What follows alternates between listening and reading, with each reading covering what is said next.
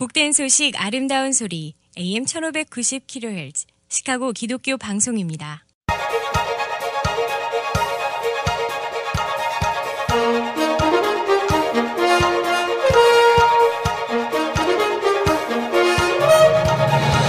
김정일 해설위원의 시사 해설. 세상을 넓게 봅니다. 삶의 지평이 넓어집니다.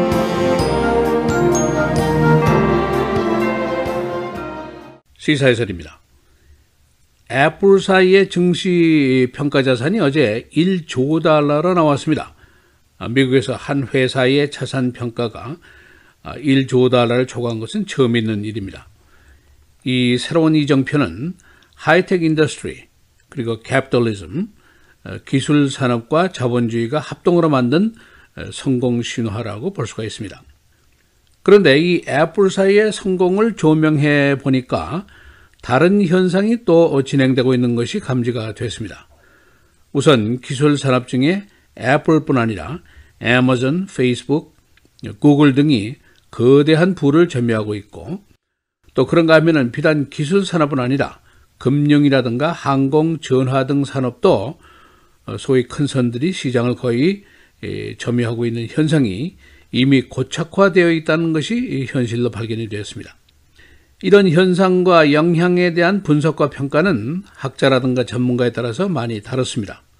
그러나 궁극적으로 이런 큰선 현상은 우리 같은 소시민들의 일상생활로부터 시작을 해서 고용이라든가 분배, 소득 불균형은 물론이고 중산층의 위치라든가 임금, 소비자 보호, 노조, 선거기금, 정치, 규제까지 다양한 영향을 끼칠 수가 있게 됩니다. 한마디로 우리는 지금 새로운 산업사회에서 살아가고 있는 것입니다. 그래서 오늘은 애플사의 성공 신화와 현재 산업사회의 변화는 어떤지, 또 어떤 영향이 가능한지 알아보도록 하겠습니다. 이 애플사의 1조 달러 신화 이후에 주요 언론사들이 분석하고 있는 사항을 요약해 보겠습니다. 애플사의 스토리입니다. 1976년도에 처음에 컴퓨터 회사로 출발을 했는데 그동안 아이폰, 아이팟, 아이맥스 등 새로운 제품을 개발하고 개혁하고 유통을 개선하고 그래서 부가 신속하게 늘어나기 시작했습니다. 21년 전에 파산 위기까지 맞았던 애플사는 지난 분기에 3%의 성장을 기록하면서 주가가 한 주당 207달러 39센트까지 성장을 했습니다. 그래서 드디어 증시에서는 마켓 밸류를 1조 달러로 평가를 하게 됐습니다. 이 애플사의 지난 분기 이익이 110억 달러인데 전 분기보다 3분의 1이나 늘어났습니다.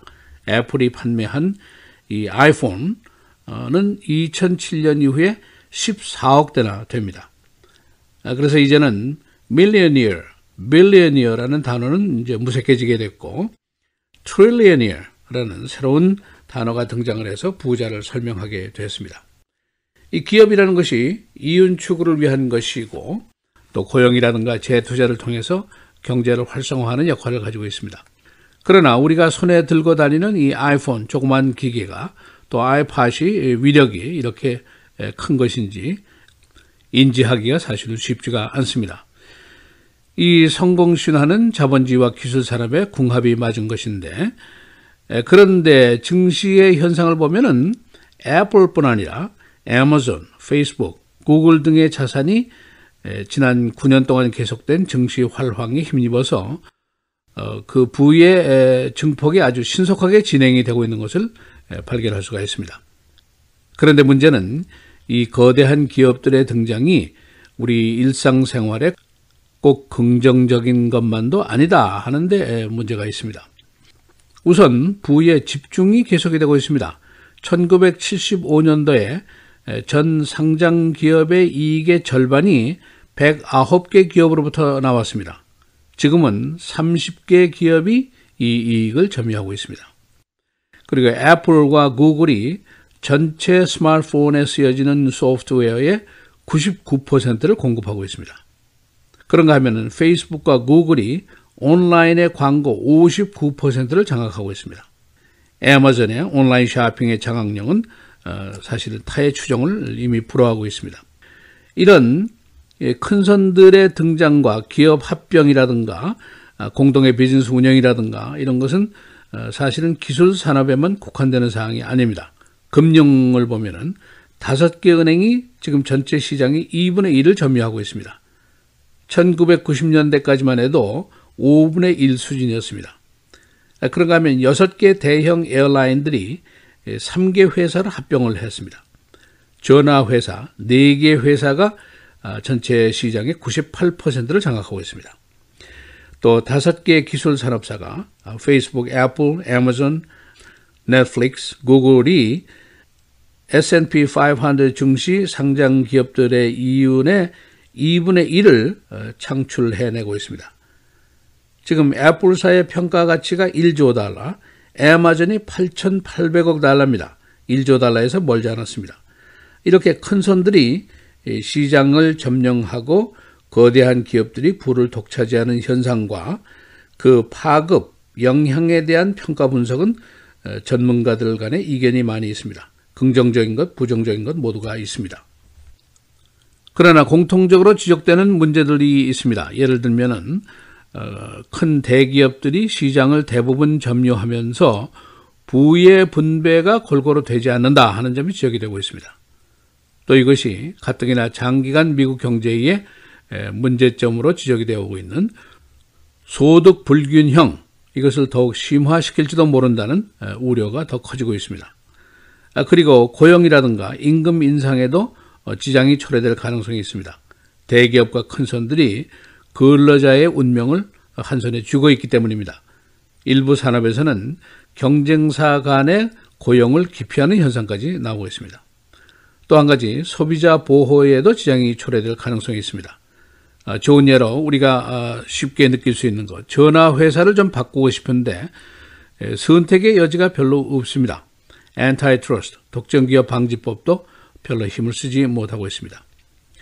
이렇게 기업들이 비례해지고 시장을 독점하고 또 소비자들을 덜 무서워할 수는 있어도 이런 큰 손들이 약한 부분이 있습니다. 바로 정치권입니다. 예를 들면 트럼프가 애마존을 계속 위협하는데 애마존은 워싱턴 포스트의 모기업입니다. 워싱턴 포스트는 진보적인 신문이고 트럼프 대통령에게는 비판적인 신문입니다.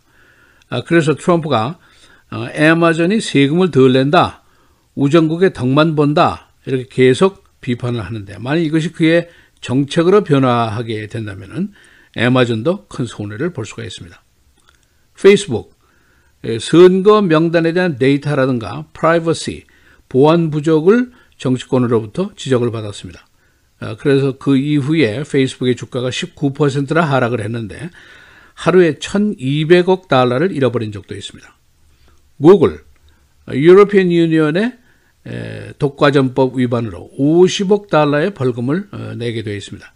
전화기 회사들에게 구글 제품을 살 것을 강요했다는 이유 때문입니다. 이렇게 큰 손들이 허약해지면은 소위 돈과 권력이 결탁할 수가 있게 됩니다. 이렇게 되면은 일반 소비자들이나 소시민들은 큰 손해를 보게 됩니다. 미국의 경제권에 1조 달러의 자산가가 등장한 것도 이례적인 일이고 큰 손들이 경제권을 모두 장악한 것도 이례적인 일입니다.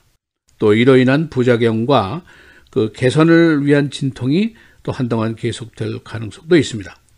한 가지 분명한 것은 거대한 큰 손들의 등장이 소시민인 나와 완전히 무관하지는 않다라는 것이 분명한 사실입니다. 시사해설 김재일입니다.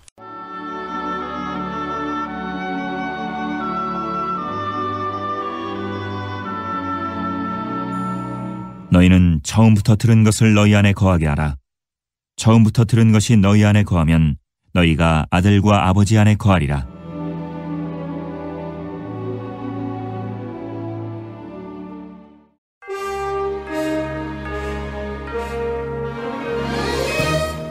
(8월 3일) 금요일 헤드라인 뉴스입니다.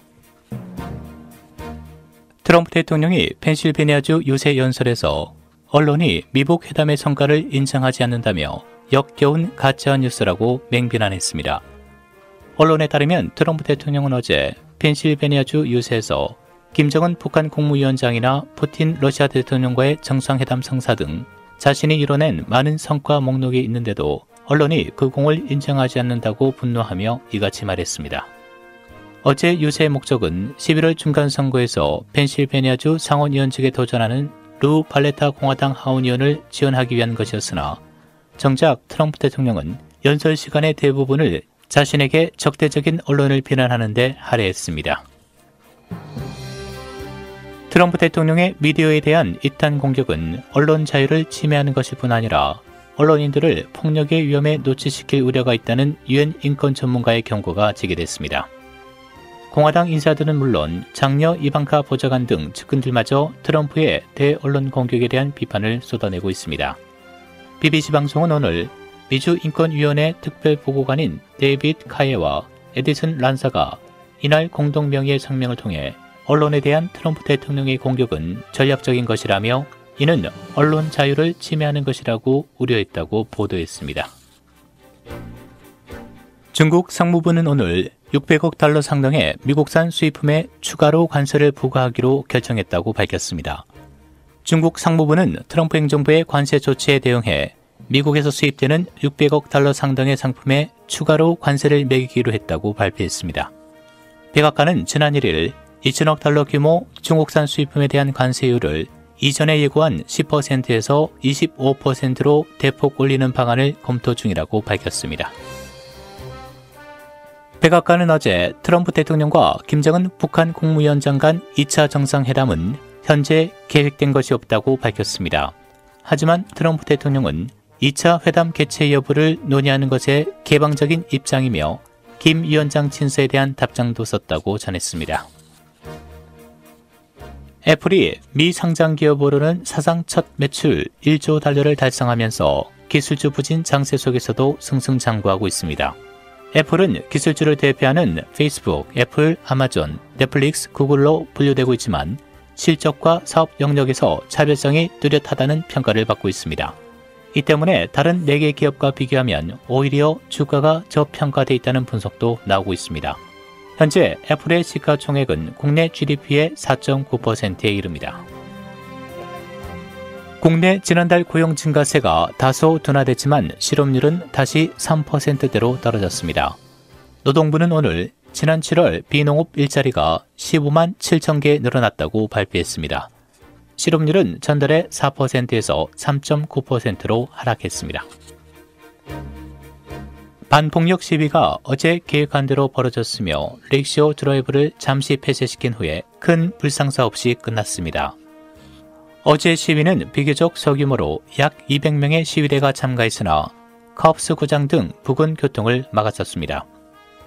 이들은 시카고 남부 지역의 폭력 범죄에 대한 시민들의 고통을 북부 지역 주민들에게 전하기 위해 이 시위를 기획했었습니다.